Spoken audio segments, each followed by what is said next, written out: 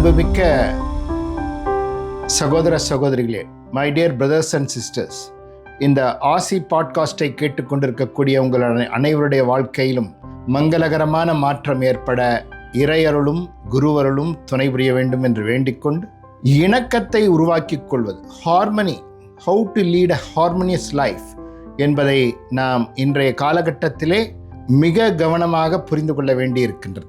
வேற்றுயிர் பகை என்று ஒன்று இருந்தது ஒரு காலகட்டத்திலே. மனிதன் நிலத்திலே வாழ்ந்ததை விட கானகத்திலே, ஃபாரஸ்டில் வாழ்ந்த நாட்கள் அதிகம். அப்போ இன்னொரு ஜீவனால் நமக்கு பிரச்சனை வரக்கூடாதுன்றதுக்கு நிறைய ஏற்பாடுகளை பண்ணிக்குவோம். இப்போ என்ன பிரச்சனை அப்படின்னு பார்க்கும்போது, இப்போ மனிதர்களுக்கு மனிதர்களால் பிரச்சனை என்பது போய் தானே தனக்கு பெரிய பிரச்சனை ஆயிடுறாங்க. நீங்கள் அப்பாவை அண்டர்ஸ்டாண்ட் பண்ணிக்கிட்டா நல்லது, அம்மாவை அண்டர்ஸ்டாண்ட் பண்ணிக்கிட்டா நல்லது.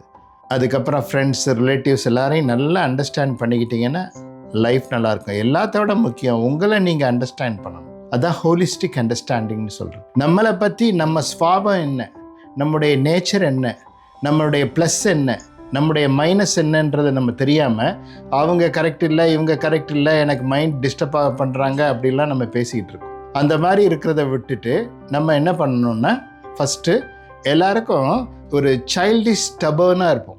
இதுதான் நான் இப்படி தான் அப்படின்னு சொல்லுவோம். சைல்டிஷாக இருக்குது அது சைல்டு லைக் வேறு, சைல்டிஷாக இருக்குது வேறு. இந்த சைல்டிஷ் ஸ்டபர்னாக இருக்கிறது அவங்களுக்கு நிறைய நட்புகள் முறிந்து போகும். அவங்களுக்கு நிறைய பேருடைய இணக்கம் இல்லாமல் போயிடும். அவங்களுக்கு அது ஃபஸ்ட்டு அவங்கக்கிட்ட சிலர் அவங்களுடைய உருவத்தினுடைய அமைப்பினாலேயோ பேச்சு திறனாலேயோ சிலர் அட்ராக்ட் ஆகி சேருவாங்க. ஆனால் அது கடைசியில் பார்த்தோன்னா வானத்தை பார்த்துட்டு உட்கார்ற மாதிரி ஆயிடும். அந்த மாதிரி இல்லாமல் எல்லார்கிட்டையும் கொஞ்சம் நெளிவு சுழிவோட, கொஞ்சம் காம்ப்ரமைஸ் பண்ணி போகிறது, கொஞ்சம் டிப்ளமசியோடு இருக்கிறது, இதெல்லாம் லைஃப்பில் கிருஷ்ணருடைய வாழ்க்கையில் நம்ம பார்த்தோன்னா தெரியும். இதெல்லாம் நமக்கு லைஃப்பில் ரொம்ப ரொம்ப அவசியம். கொஞ்சம் எதுவுமே இல்லாமல் ரிஜிட்டாக இருக்கிறது, இப்படி தான் நான்னா இதுதான் அப்படின்னு சொல்கிறது எந்த வகையிலையும் அது நமக்கு வெற்றியை கொடுக்காது. கௌதம புத்தர் சொல்வார், ஒத்துப்போகாது போன்ற கொடுமை இருக்க முடியாது அப்படின்னு சொல்வார். ஒத்தும் உதவியும் வாழ்கிறது, ஈதல் இசைபட வாழ்தல். அந்த இசைபட அப்படின்னு சொல்கிறது தான் ஹார்மோனியஸ் லைஃப்னு சொல்கிறது. அந்த ஹார்மோனியஸ் லைஃப் எல்லாரோடையும் ஒத்து போகும்போது, இணைந்து செயல்படும் போது புகழ் என்பது அந்த மனிதனுக்கு ஏற்படுகிறது. அந்த ஒத்தும் உதவியும் வாழக்கூடிய அந்த வாழ்க்கையை நாம் எவ்வாறு என்பதை அறிவதற்கு நம்ம எப்படி இருக்கோம், நம்முடைய சுயம் எப்படி இருக்கிறது அப்படின்றத பார்க்கணும். பெரும்பாலும் நம்ம பாஸ்ட்லேயோ ஃப்யூச்சர்லேயோ இருந்தோம் அப்படின்னு சொன்னால் நமக்கு ஹார்மனி ஏற்படுத்த முடியாது. யாரால் ப்ரெசண்ட்டில் இருக்கிற முடியுதோ, கௌதம புத்தர் எல்லார்ட்டையும் போய் தேனொழுக பேசலை. அவர் பாட்டுக்கு ப்ரெசண்ட்டில் இருந்தார், ஸ்டில்லாக இருந்தார்.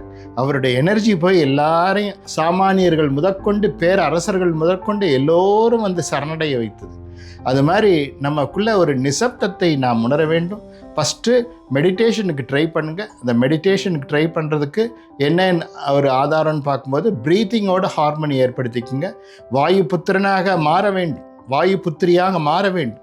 அந்த சுவாச ஓட்டத்தோடு நாம் கலக்க வேண்டும். பெரிய பெரிய அந்த ராமரே அசந்து போகிற அளவுக்கு ஒரு தன்மை இருந்ததுன்னா அது ஆஞ்சநேயர்கிட்ட. அந்த ஆஞ்சநேயருடைய தன்மை என்ன என்று பார்க்கும்போது, வாயுவை அவர் அப்படியே தன்மையப்படுத்தி வச்சுருந்தார். நம்ம நிலத்தோடையும் நீரோடையும் காற்றோடையும் நெருப்போடையும் நம்ம நல்ல தன்மைகளை வளர்த்து கொண்டு ஐம்புலன்களை ஆளுகின்ற போது, ஹார்மோனி ஏற்படுத்தி கொள்ளும் போது, நம்ம உள்ளத்தை நம்வசமாகும் போது உலகம் நம்வசமாகும். அதுதான் வாழ்க்கையினுடைய ரகசியம். இது புரியாததால் நம்ம மற்றவங்களுக்காக நம்ம எதையோ தியாகம் பண்ணதான் நம்ம நினச்சிக்கிட்டு இருக்கோம். முதல்ல நம்ம ஆணவத்தை விடணும். கௌதம புத்தரிடத்திலே கேள்வி கேட்டார்கள், தியானத்தினால உங்களுக்கு என்ன கிடைச்சதுன்னு. கௌதம புத்தர் அதற்கு தெளிவாக சொன்னார், எதையும் நான் பெறவில்லை, நான் இழந்தது ஏராளம். என்னுடைய ஆணவத்தை இழந்தேன், கோபதாபங்களை இழந்தேன், ஆசைகளை இழந்தேன். இது மாதிரி வேண்டாத விஷயங்களெல்லாம் இழக்கும்போது பெற வேண்டியது தன்னால் கிடைச்சிடும். அப்படி கிடைச்சது தான் அவருக்கு மக்களுடைய செல்வாக்காக இருக்கட்டும், பல பேருடைய நட்பாக இருக்கட்டும், ஆசீர்வாதமாக இருக்கட்டும். ஆக நாம் என்ன செய்யணும் அப்படின்னு பார்க்கும்போது, ஃபஸ்ட்டு நம்மளை நம்ம அண்டர்ஸ்டாண்ட் பண்ணணும். ப்ரெசன்ட் லைஃப்பில் இருக்கணும், ஸ்டில்லாக இருக்கணும், எல்லார்ட்டையும் அன்பாக இருக்கணும், நெளிவு சொலிவோடு இருக்கணும். அப்படி இருக்கும்போது ஹார்மனி என்பது ஏற்படும். ஹார்மனி என்பது நமக்குள்ளே ஏற்படணும். பாஸ்ட் லைஃப்லையும் ஃப்யூச்சர்லையும் அப்படியே அலபாஞ்சிக்கிட்டு இருக்காமல் ப்ரெசண்ட்டில் இருந்து பழகணும். இப்படி ப்ரெசண்ட்டில் இருக்கிறதுக்கு பிரெத் வாட்ச் பண்ணுங்கள். கொஞ்சம் மெடிடேஷனில் ஏதாவது சாம்பவி முத்ரா எதுலையாவது இருந்து அப்படியே ப்ரேயர் பண்ணுங்கள். அதுக்கப்புறம் சைலன்ஸில் இருங்க. ஒரு நாளைக்கு, ஒரு வாரத்தில் ஒரு அரை நாள் சைலன்ஸில் இருங்க, மௌனமாக இருங்க. அப்போ இப்போ நல்ல சும்மா எப்போ பார்த்தாலும் எதையாவது பேசிக்கிட்டே இருக்கிற போது அங்கே ஹார்மோனி கெட்டு போயிருக்குன்னு அர்த்தம். எதையாவது இல்லாமல் அப்படியே சேட்டர் பாக்ஸ் மாதிரி இல்லாமல் சைலன்ஸில் இருக்கும் போது நம்மளை சுற்றி ஒரு பாசிட்டிவ் ஆரா எக்ஸ்பேண்ட் ஆகும். அந்த பாசிட்டிவ் ஆரா குட் பீப்புளை அட்ராக்ட் பண்ணி கொண்டு வரும்.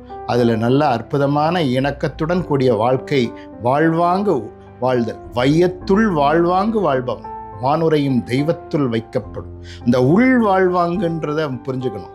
வையத்தில் உள் வாழ்வாங்க, உள்ள வாழ வேண்டிய முறைப்படி வாழ்கிறவன் அவன் தெய்வத்துக்கு ஒப்பானவன் சொல்கிறார். அப்படி அந்த நெறிப்படுத்தி கொண்டு, உள்ளத்தை நெறிப்படுத்தி கொண்டு முறைப்படுத்தி கொண்டு வாழும்போது அந்த ஈசத்தன்மை அடைகிறோம். மகாசக்தியுடைய ஆசிகளை பெறுகிறோம். எல்லோரும் நம் வசமாவார்கள். உள்ளம் வசமானால் உலகம் வசமாகும், ராமலிங்க சாமி சொல்வார். அதனால் நம்ம உள்ளத்தை வசப்படுத்தி எல்லோரோடும் ஒத்து உதவி வாழ்வோம் என்று கூறி உங்களை வணங்கி வாழ்த்தி நிறைவு செய்கிறேன். வாழ்க வளத்துடன். RC Podcast by MS Ravishankar Raja.